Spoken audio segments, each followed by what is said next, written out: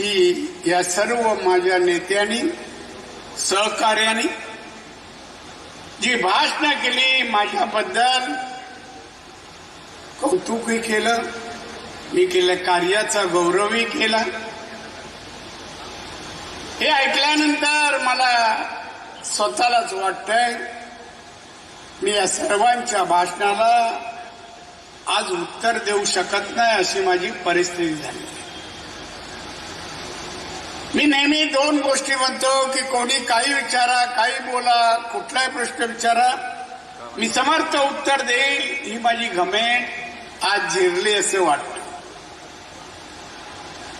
जसं मी म्हणतो मी कोणाला घाबरत नाही आणि घाबरणार नाही, तसं मी निरुत्तर होणार नाही, ही पण माझी घमेंड आज जिरली असा शब्द प्रयोग करेन.